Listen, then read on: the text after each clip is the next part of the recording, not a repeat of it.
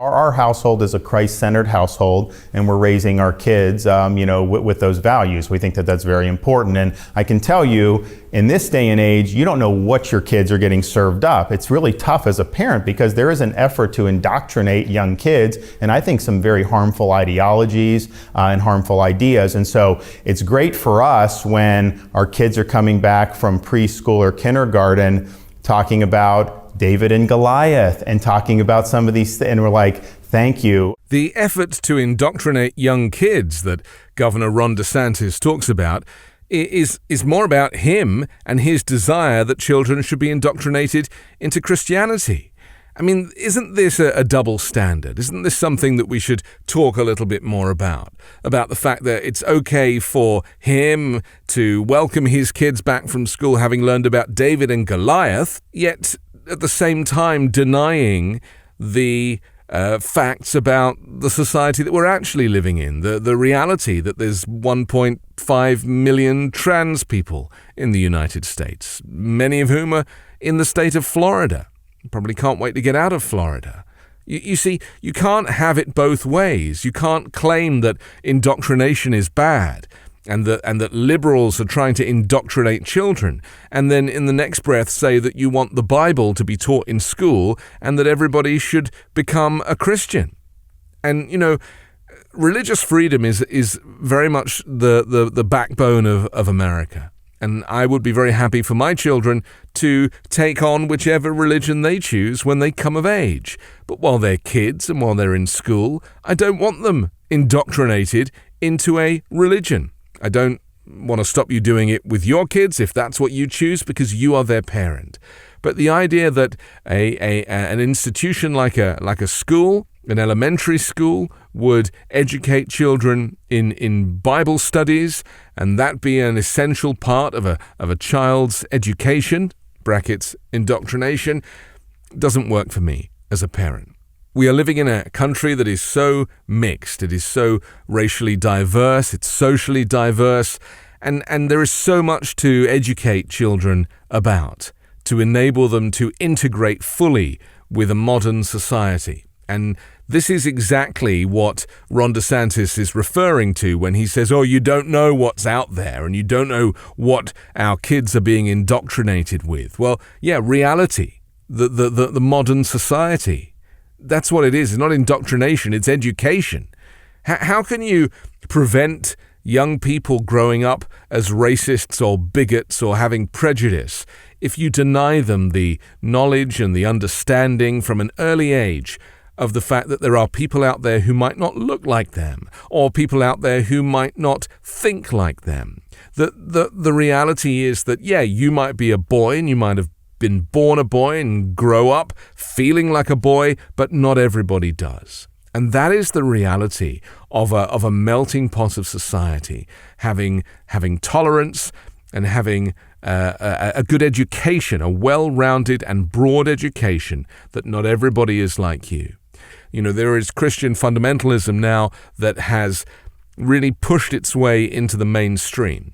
And we're seeing this in religious institutions, but we're seeing it being pushed by conservatives and by MAGA Republicans and by political pastors even, who are doing sermons that contain extremist political messaging. You see, the separation of church and state is there for a reason. And unfortunately, governors like Ron DeSantis, and certainly representatives that we're seeing in the U.S. House and in the Senate, are very much of this religious fanatical position. And with that, it means that there will constantly be a fight between those that really want people to know everything about everybody and those that want people to have a very narrow view of the world. So we need more God in society today. No, absolutely. I mean, look, at the end of the day, there's certain problems, economic problems, there's problems at the border, there's all very important. But, why are we here? Why are we free people? We're free because God has endowed us with inalienable rights. That's why America was founded. Our Constitution was created not to give us rights, but to protect the rights that God has already bestowed upon us. And that's just, I think that was the founders' central insight, because before them, it was thought, the king has the power. So you may have rights as a subject of some kingdom, but it's the courtesy of what the state is giving you. That's not what our founders believed. They said God has endowed these for us. Yeah, we'll give government some power, but we give them limited power, and we give them power primarily for the purpose of protecting these pre-existing rights. I'm not even convinced that it is a belief system. I sometimes feel that it's just like they go there just to own the libs. And that's the tragic part of it, because, so many Christian people write to me and say what Ron DeSantis is talking about, or what, Marjorie Taylor Greene is talking about, is not Christianity. It is an extremist form of the religion. It is an abused version of the religion. Cold turkey may be great on sandwiches, but there's a better way to break your bad habits. We're not talking about some weird mind voodoo from your wacky neighbor or some sketchy message board. We're talking about our sponsor, Fume, and they look at the problem in a different way. Not everything in a bad habit is wrong, so instead of a drastic, uncomfortable change, why not just remove the bad from your habit? Fume is an innovative, award-nominated device that does just that. Instead of electronics, Fume is completely natural. Instead of vapor, Fume uses flavored air. And instead of harmful chemicals, Fume uses all natural, delicious flavors. You get it. Instead of bad, Fume is good. It's a habit you're free to enjoy and makes replacing your bad habit easy.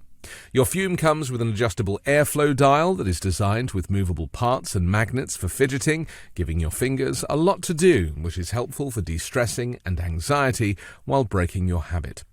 I gave a Fume to my sister, and she was shocked at how flavorful and fresh it tasted. It's easy to hold and perfectly balanced, and quite honestly, extremely fun to fidget with. The real wood material and sleek design definitely classes it up, and she feels pretty cool holding it. Stopping is something we all put off because it's hard, but switching to Fume is easy, enjoyable, and even fun.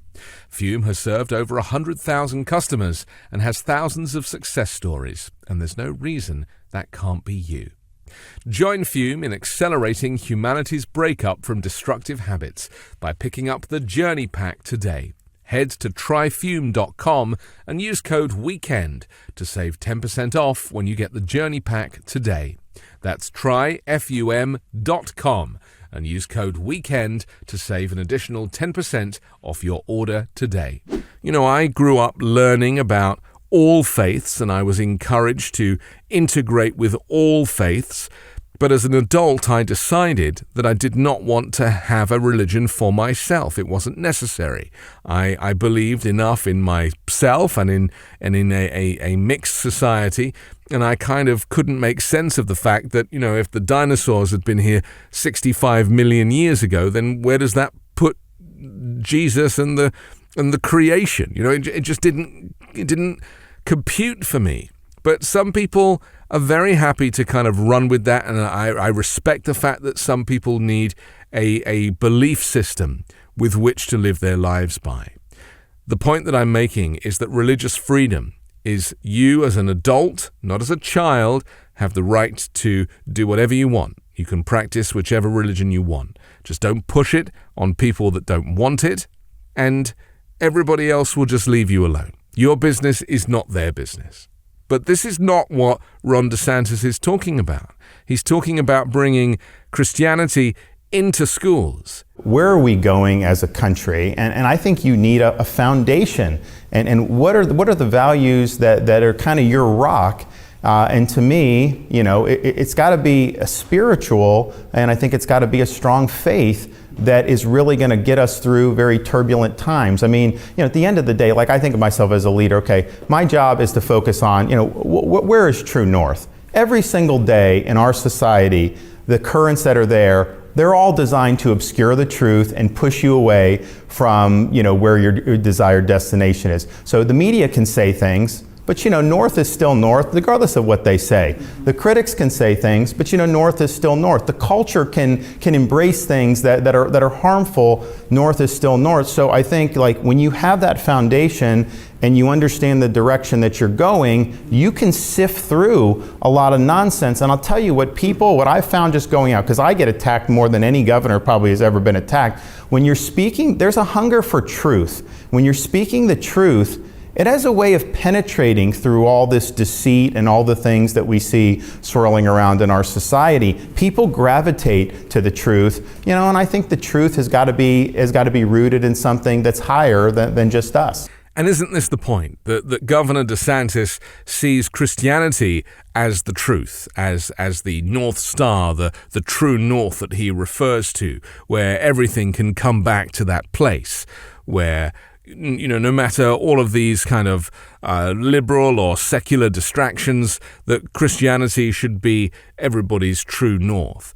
And that is very worrying, isn't it? Because what you end up with is someone who is talking a kind of doublespeak, like a word salad. And this interview that he gave was full of this, where you claim that religious freedom is the bedrock of American society, and then in the next breath you're like, but it has to be Christian, and you really expect people to kind of come and meet you in that central place, and it's the founding fathers said that it was all about Christianity, and the country was built on Christianity, so we have to keep going on this road of Christianity.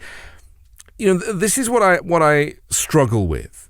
If you want to be a leader for all Americans, then you've got to stop it with this stuff, because it doesn't mean anything to a large proportion of people. And, yes, the US still has a significant evangelical Christian movement, but people are also living a secular lifestyle and also a progressive and liberal lifestyle. And you can't kind of write those people off because they do not subscribe to your fundamentalist version of reality. I'm Anthony Davis. You can hear me every day on the 5-Minute News podcast, also on Wednesdays hosting MAGA Uncovered with Ron Filipkowski, and on Sundays on The Weekend Show with MeidasTouch. Hey Meidas Mighty, love this report? Continue the conversation by following us on Instagram @MeidasTouch to keep up with the most important news of the day. What are you waiting for? Follow us now.